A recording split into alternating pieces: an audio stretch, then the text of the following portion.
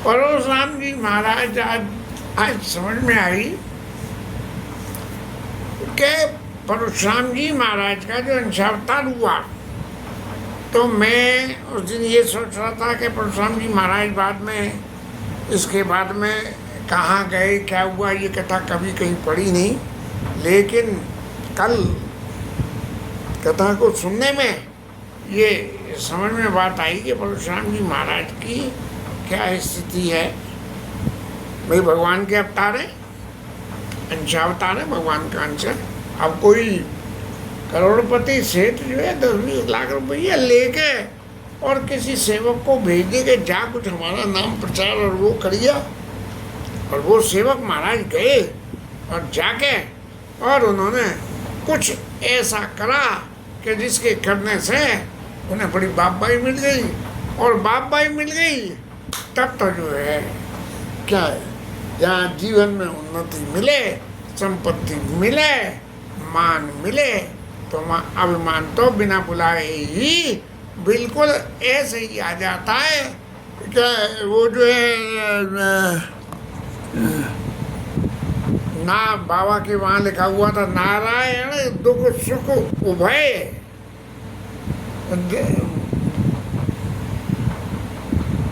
बचत दिन रात, और बिन बुलाए जो आ रहे, बिना कहे तो जाते।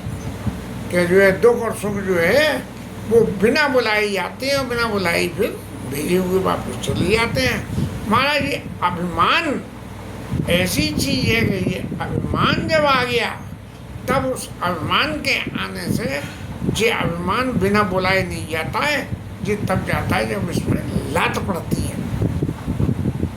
महाराज नारद जी को अभिमान हुआ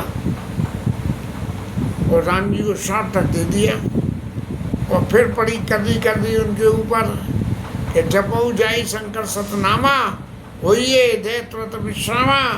बोले महाराज तुम जिन शंकर जी महाराज से लड़ने मरने की सोच के अपना प्रचार कर रहे थे, उनका ही नाम जपने से ये पाप छूटेगा। तब नारद जी महाराज का उद्धार हुआ। अब अभिमान आ गया ये परशुराम जी महाराज को, तो भाई अभिमान आ गया तो राम जी को ही पहचानने में भूल हो गई कि ये असली, ये दशरथ सुत राम जी हैं या परब्रह्म परमेश्वर राम जी हैं। वो तो जब राम जी महाराज ने ताल ठोक के ये कहा, क्या कहा, तो उसको जगह सोच रही भय बस ना भाई मात। महाराज हम दर्श किसी डर से माथा नहीं नवाते हैं। हाँ, हम तो, हमें तो एक ही बात है कि विप्रवंश के बताइए अभय हो जो तुम्हें डराई, जो तुमसे डरे वो बिल्कुल अभय हो गया, क्योंकि ब्राह्मण फिर उसकी रक्षा करते हैं। अब परशुराम जी महाराज को जो हुआ सो हुआ, लेकिन जब राम जी को पहचान गए, उनका जो है अभिमान का वो क्या नाम बोझा उनके कंधे से उतरा, तो कई जय जय जय जय कुल केतु भ्रमपति बने गए तप हेतु। महाराज बोले जिस कारण के लिए अवतार लेके अच्छा अवतार में आए थे, और वो जाके वहाँ तपस्या करके फिर वापस भगवान के धाम में अपने चली गई। ऐसी कथा मेरी विद्या बुद्धि ने कल को पुरानी कथा को दोबारा सुन के ऐसा समझा। राम की चाहे सो यही करे न कोई, ये बात तो बिल्कुल पक्की है। बिना जिसकी इच्छा के तो कोई काम होता नहीं है। अब परशुराम जी महाराज चले गए, लोग बाबाओं को सबको तकलीफ मिट गई, और जैसे कोई आदमी डूबता हुआ और जाके जो है किनारे पे लग जाए, वो स्थिति सबकी हो गई कि जी महाराज उद्यम करने आ गए और उद्यम कर रहे हैं, और क्या करा जाए क्या नहीं करा जाए। तब जो है इसी परिस्थिति को देखते हुए सब लोग प्रसन्न हो गए, देवता भी खुश हो गए। एक बार तो देवताओं की भी धकधकी थरक गई कि महाराज जी परशुराम जी कहीं ऐसा नहीं हो लक्ष्मण जी पे हमला कर दें, गला काट दें, और उधर राम जी महाराज परशुराम जी का गला काट दें। क्योंकि क्या राम जी के पास में कोई पावर की कमी थी, लेकिन पावर की कमी नहीं थी, लेकिन जीवन में पावर होते हुए विनीत बनना, ये सबसे बड़ा गुण है। और राम जी महाराज में ये गुण विद्यमान है। अब देवताओं ने फूल बरसाए, बाहरों फूल बरसाओ, मेरे श्री राम आए हैं।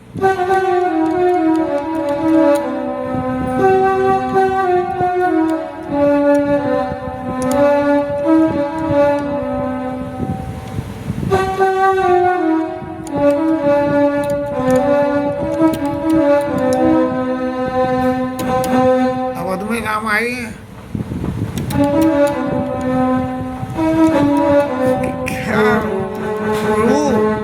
दुनिया की बातें तो भूलती नहीं है, ये कथा सत्संग की बातें जो है ऐसी बोलते बोलते उड़ जाती हैं। थोड़ी सी दया करो, महाराज जी अंदर जाके स्टेबल हों, आपके ये चरित्र के गुणगान शायद इससे कुछ नुकसान होने से बच जाए, नहीं तो फिर कुत्ता बिल्ली बन के तो आवेंगे इस पृथ्वी पे, इसे तो कोई रोक नहीं सकता।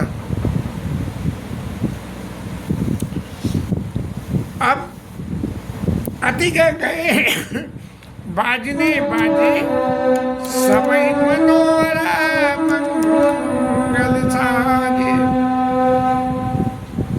सब लोगों ने खूब सुंदर सुंदर मांगलिक वस्तुओं का संचय करके और दर्शन कराया। अब आजकल तो मांगलिक वस्तु नहीं होती हैं, आजकल तो शोभनी वस्तु होती हैं कि दरवाजे पे ऐसी ऐसी शोभा, और नहीं तो छतरियाँ ही उल्टी करके लटका दो, ऐसी शोभा होती है। पहले तो मांगलिक वस्तुओं में हल्दी धनिया ये वो ऐसे केले के खम्भे, उनसे सब करा जाता था। अब वो केले के खम्भे तो बिल्कुल गए, ख़त्म हो गए, फैशन ही ख़त्म हो गया। पहले तो खूब केले की जो है वो बनते थे सजावटें द्वार, और वो केले के पत्ते के जो केले के पेड़ जो काट दिए जाती हैं, काटे पे कतरी पड़ाई कोट चतन को से, केले का पेड़ में जब केले लगने शुरू हो जाते हैं तो लगते ही रहते हैं 12 महीने, और फिर बंद हो जाते हैं। अब जब बंद हो गए तो दोबारा पेड़ तब लगेंगे जब उसको आप काट दोगे, तने को काट दो, फिर वो तना दोबारा बढ़ के आवेगा और तब उसमें लगेंगे। ऐसा जो है तो जूत मिल चली सुनैनी, और करे गान कल कोकिल बहनी।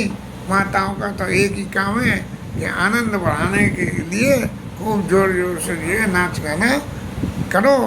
और गोस्वामी जी लिखते हैं, कहते हैं जनक राज को तो ऐसा सुख हो रहा है जैसे कोई आदमी तैरता हुआ थक गया हो और लगे कि अब तो डूब जाऊंगा, लेकिन बाहर निकल ही आया हो। ये तो जनक जी की हालत रही। अब महाराज सीता मैया का क्या रहा? सीता मैया ने मेरे भाव राज्य में तो जाके उन्होंने चुपचाप धनुष तोड़ा है, इसलिए विगत त्रास वैसी सुखारी और जन विद उदय चकोर कुमारी। मैं ये वही धनुष तोड़ा, और तोड़ के किसी ने चुपचाप देख लिया होगा तो बड़ी फजीती हो जाएगी। परशुराम जी की फजीती तो एक तरफ की है, वो तो कुछ नहीं है, वो जानती हैं कि परशुराम जी जो है राम जी से दबेंगे, अभी नहीं दबेंगे तो थोड़ी देर में दबेंगे, इसलिए वो बीच में उन्होंने कुछ कहा ही नहीं। लेकिन जब धनुष तोड़ने का नंबर आया तब उन्होंने कही कि महाराज जो है आप धनुष महाराज आप टूटना, आप वही समुचा तोड़ी, और निर्जरता लोगन पर दाढ़ी हो रघुपति निहारी। ऐसी सीता मैया जो है प्रार्थना कर रही हैं। और फिर उन्होंने देखा कि सभी बिलों के लोग सब जान की भीड़, नहीं ये तो गलत कह गया, परशुराम जी महाराज वाला कह गया। वो जो है जानकी मैया को जब ये लगा कि भाई ये तो मुझे ही संशय होने लगा कि ये राम जी महाराज जो है धनुष तोड़ेंगे कि नहीं तोड़ेंगे, ये तो कुछ कर ही नहीं रहे, उठ ही नहीं रहे और करने का कोई प्रयास ही नहीं करें। सारे राजा आए हैं, उठ रहे हैं करें। और जहाँ तक के लक्ष्मण जी महाराज ने तो बड़ी सभा में कह दिया कि तोड़ो छत्तक दंडी हुई था प्रताप बलनाथ, और जो ना करो प्रभु पर शपथ करना धनुवाद। और वही तो राम जी महाराज इस पूरी सभा में ऐसे रह गए कि जो ना कह रहे कि मैं धनुष तोड़ूँ। ऐसी बात मैं तोड़ूँ, मैं करूँ? ये बात कहने वाले जो है राम जी महाराज जी रह गए। अब सीता मैया को तो मन में संकोच होने लगा कि जब इन्होंने नहीं कही है तो ये पता नहीं जाएंगे कि नहीं जाएंगे, क्या इनके मन की बात है।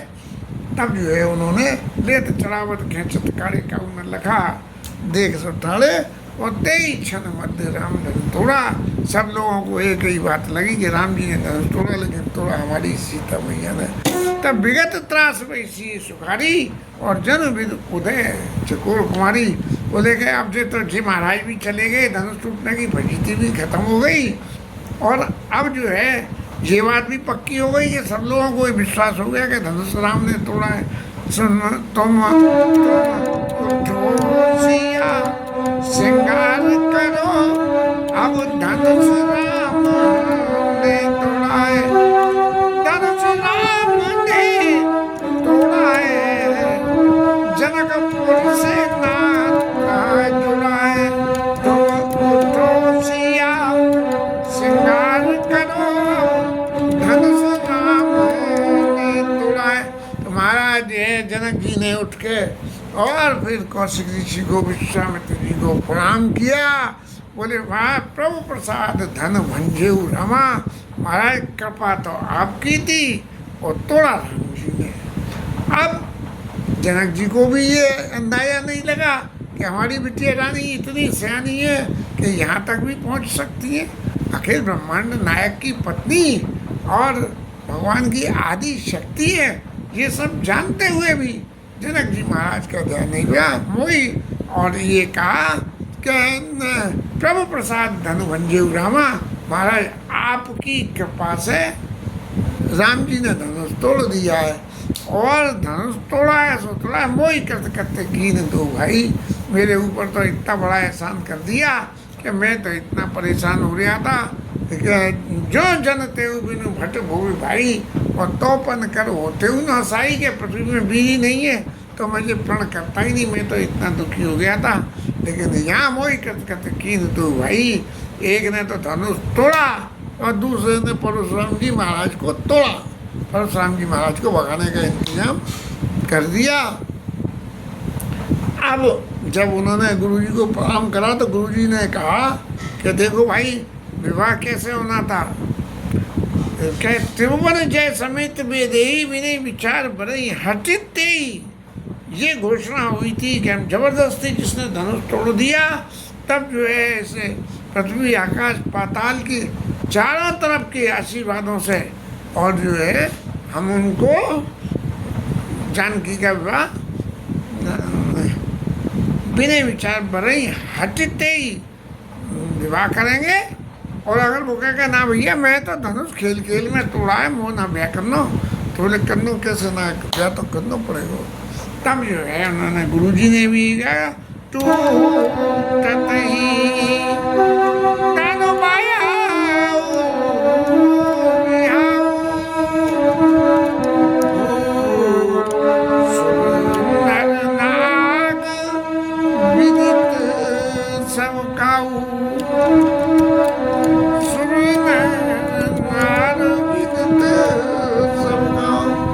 देखो जी खूब ताल ठोक के जो है यहाँ यज्ञ स्थल पे जो है ताल ठोक के ये बात हुई कि भाई जो धनुष तोड़ देगा उससे विवाह करेंगे, तो विवाह की बात तो वहाँ पूरी हो गई। लेकिन फिर भी अब ये तदपि जाए तुम करो श्रद्धा वंश व्यवहार, क्योंकि विवाह होना जो है वैदिक पद्धति में, ये तो तुम्हारे प्रण का विवाह हुआ, लेकिन वैदिक पद्धति का जो विवाह है उस विवाह को करने के लिए आपको अपने वंश का व्यवहार और तदपि जाए तुम करो तथा वंश व्यवहार। और ये कैसे पता लगेगा कि क्या है कि बूझ विप्र ब्राह्मणों को पूछो, कुल वृद्ध उनको पूछो, गुरुजी को, और वेद विदित इतनी लाइनों को कंसल्ट करो। इनको माने ब्राह्मण लोगों को कंसल्ट करोगे, उनका क्या कहना है, घर के बड़े बूढ़ों को, गुरुजी महाराज को, और वेद में वो जो विदित है, वेद में इतनी बातें लिखी है कि हर चीज़ पता नहीं लगती है।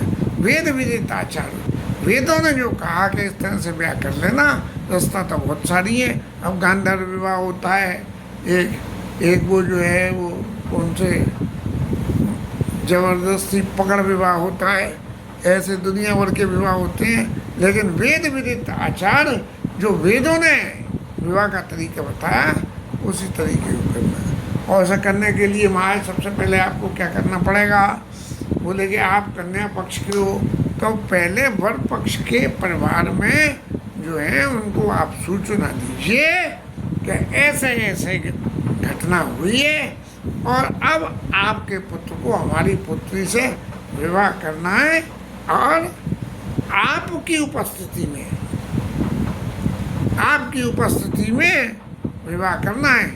ऐसे ही विवाह नहीं करना उन्हें, आपकी उपस्थिति में। इसलिए दूत अवधपुर पटपो जाई और आनई नप दशरथ बुलाई।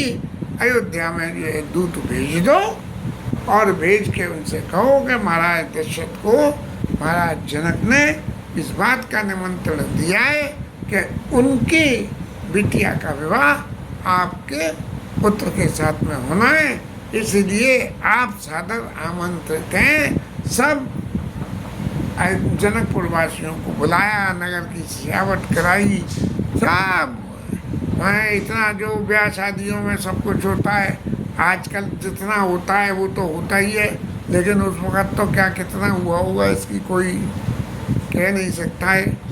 रचो विचित्र बितान बनाई, पहले जो है बितान वो कपड़े से तान तान के बितान उन्हें बोलते थे, आजकल भी खूब कपड़ा लगने लगा है। अब तो सिंथेटिक कपड़े इतने सस्ते हो गए हैं तो सबसे आसान जो है सजावट कपड़े की होती है। पहले तो सूती होता था, बजनी होता था, अब सिंथेटिक तो इतना हल्का होता है कि जब चाहे यहाँ से खींच लो तान लो। और सीधे बच्चन चले सचवाई, लोगों ने ये गुनियों को बुलाया, सबने खूब शोभा करी है।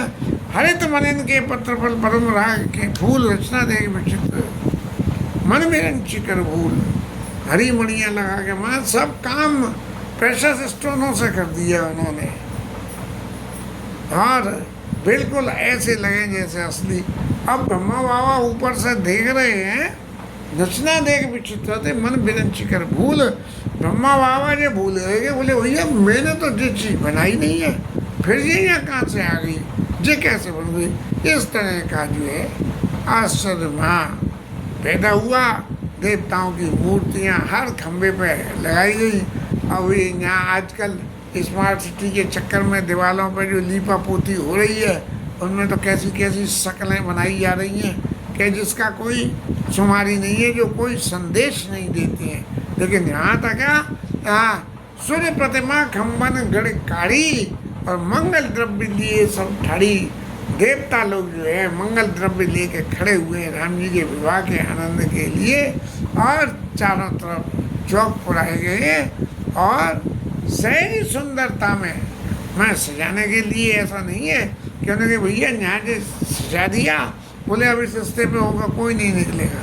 वो सहज सुंदर ऐसे कि उसके ऊपर से चाहे कोई निकलो चाहे कोई करो कोई फर्क नहीं। सौरभ पल्लव किए नीलमणि कौर हे बोर मरकत लसत पात में ढोर। ऐसे हर नकली चीज़ को बिल्कुल असली करके बना दी।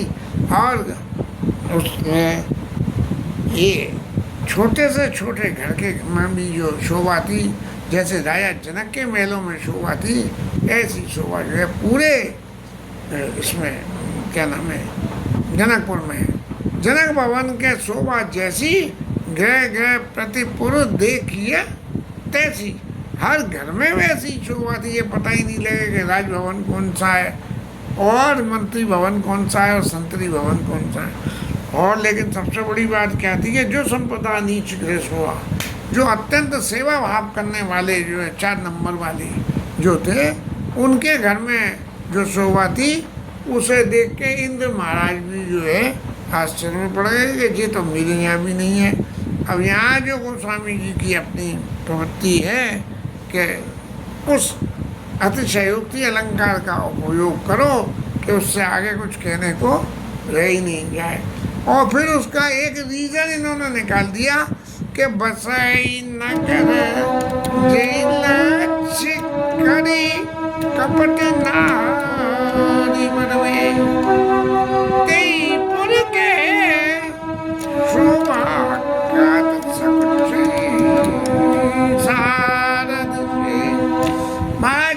नगर में लक्ष्मी महारानी स्वयं स्त्री के वेश में और विराजमान हो तो उसकी शोभा का फिर कौन वर्णन कर सकता है।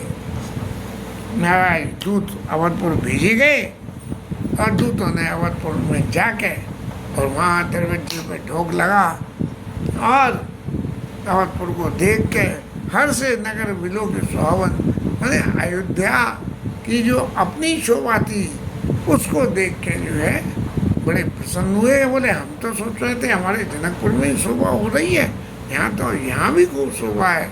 तब उन्होंने राजा के पास खबर भिजवाई है और दशरथ नरसुन ने लिए बुलाई। राजा दशरथ ने बोले जनकपुर से आए हैं महाराज दूत और कोई समाचार लाए हैं, आपसे मिलना चाहते हैं। तो बोले जल्दी बुला लाओ। तब अंदर दूत आए और आके उन्होंने राजा जनक के द्वारा दी हुई से पीली चिट्ठी बोलते हैं वो उनको दी और राजा दशरथ इस बात को समझ लिए। इसीलिए मुझे तो महीप आप उठ लीनी, किसी और से नहीं, खुद ने खड़े होकर दूत के हाथ से ले लिया। ये अतिशय है क्या नाम है, अतिशय प्रीत अतिशय की बात होती है कि जहाँ व्यक्ति खुद अपने आप ही जो है वेलकम कर रहे हैं।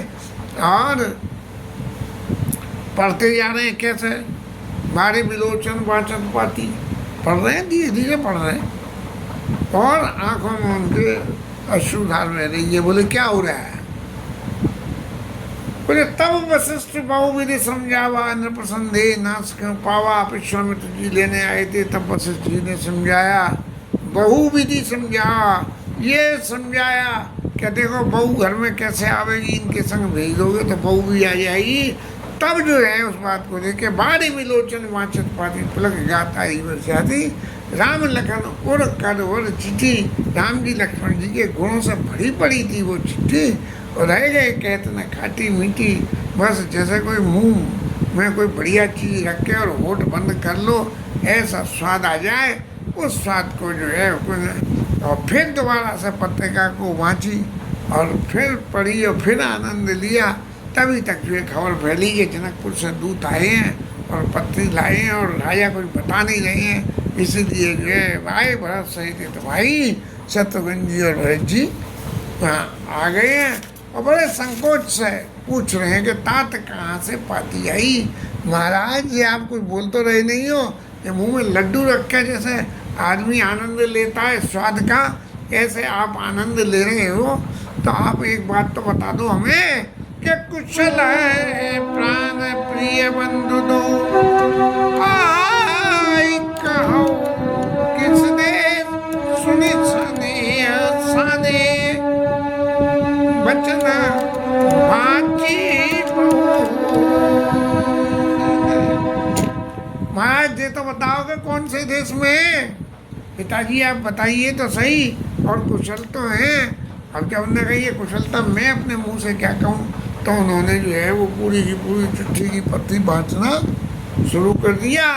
दोनों भाई बहुत प्रसन्न हुए भरत जी के हृदय में और इतना अत्यंत प्रीत पुनीत भरत के देखी और सकल सभा सुख लय विशेषी भरत जी का जो एक्सप्रेशन पैदा हुआ वो इतना सुंदर रहा कि लोगों ने जो है वाह आनंद गया। तब जो है उन्होंने दूतों को बुलाया, आओ आओ आओ आओ पास आओ, यहाँ बैठो बैठो। राजा सिंहासन पे उनके पास नीचे बैठ गए। ये प्रीति की रीति होती है कि हम जिसके संग अत्यंत प्रीति हो तो उसकी कुशलता की बार बार पूछते हैं, अरे भाई सब ठीक तो हो। तो राजा दशरथ ने दूतों को पास में बिठाया और पास में बिठा के बोले कि भैया कहो। दूतों को क्या कह रहे हैं? भैया भैया कहो कुशल मेरे मारे तुम नीके निजे नयन न्यारे।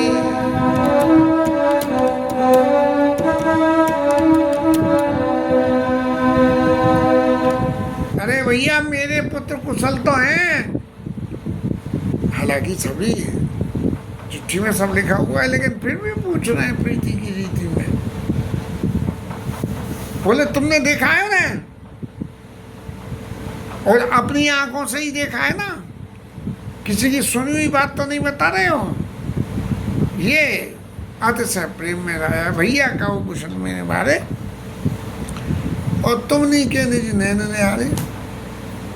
अब लेकिन तुम कह रहे हो कि ठीक है तुमने देखे हो, लेकिन पहचाने कैसे, इसलिए मैं पहले ही पहचान बता दूं कि तुम किसी और की आईडी मुझे को मत दिखाना कि श्यामले गौरी डरे दानवाता मैं किशोर कौशिक मुनि सादा। विश्वामित्र जी महाराज के साथ में एक श्याम रंग है, एक गौर वर्ण है, एक काले एक गोरे, ऐसा है। और कौशिक मुनि के साथ में अब दूत तो सुन रहे हैं उनके प्रेम की बात को, सुन सुन के दूत जो मस्त हो रहे हैं कि देखो कैसा प्रेम है इनके बीच में। अब राजा को तो चैन नहीं पड़ा, क्योंकि दूतों ने कोई जवाब दिया नहीं।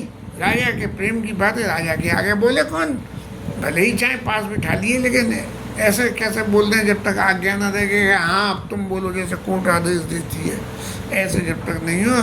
तब जो है दशरथ जी महाराज को उन्होंने कही कि यदि तुमने देखा है तो देखने की एक पहचान का फॉर्मूला तो मैं जानता हूँ कि पहचान तुम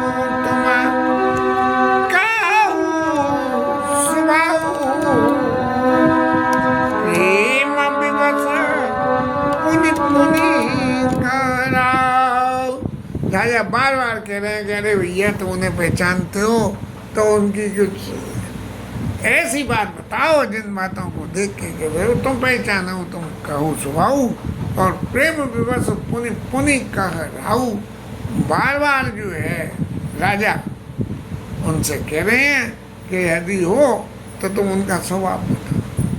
प्रभाव और स्वभाव ये दोनों साइमल्टेनियस आदमी की आईडी को प्रूफ करते हैं। तो स्वभाव प्रभाव क्या होता है कि आप उनके नगर गांव घर में चले जाओ और जो देखोगे तो आपको पता लग जाएगा कि इनका प्रभाव कितना है, वो तो सब पता लग जाएगा। लेकिन स्वभाव कब पता लगेगा, जब आप उनके पास बैठोगे, बिल्कुल उन्हें बरतोगे, उनसे कुछ चित्त मन की बात करोगे, तभी पता लगेगी। तब जो है दूत फिर भी कुछ नहीं बोले, तब कह रहे हैं कि भाई देखो जादन ते मुनि गए लवाई तब ते आज सांच सुध पाई। जिस दिन से लिवा के गए हैं उस दिन से आज सच्ची मिली खबर उनकी मिली है कि तुमने उन्हें देखा है। अब दशरथ जी को तो अंदर अंदर चैन नहीं पड़ रहा। बोले ठीक है ये हमारे राज के राजकुमार हैं, लेकिन जनक जी महाराज ने उन्हें कैसे पहचान लिया? ऐसे जनक जी महाराज को कैसे पता लग गई कि ये जो है उनके हैं? अरे धनुष्य के ओरे आता तो धनुष्य के में हमें नौता ही नहीं दिया, और फिर ये में पहुँचे तो ये पहचान भी गई कि ये तो अयोध्यापति राजा दशरथ के पुत्र हैं। उनकी ऐसी बातों को सुन सुन के दूत महाराज तो मुस्काने लगे, बड़े प्रसन्न होने लगे उनके स्त्री को देख के, और कहने लगे सुनाओ मई पति मुकुट मणि। आप तो राजाओं के भी राजा हो, तुम सम धन्य न को राम लखन जिनके तनय विश्व अरे महाराज आप तो इतने सौभाग्यशाली हो, आप राजाओं के मुकुट के भी मुकुट हो। क्यों कि आपके जो दो पुत्र राम और लखन हैं, जिनके तनय विश्व विभूषण दो, ये सारे विश्व में उनकी चर्चा हो रही है। पूरे उसमें इतने सुंदर है कि इनकी सुंदरता, इनकी बातें, इनका वीर पराक्रम, इनकी शोभा, इसका कोई दूसरा सानी है ही नहीं। और इनको देखने के बाद दूसरा कोई समझ में आता ही नहीं है। राम जिनके जस प्रताप के आगे रवि मलिन शीतल लागे, इनके यश के आगे जो है सूर्य भी हल्का है, चंद्रमा भी हल्का। इसके साथ में महाराज ये कथा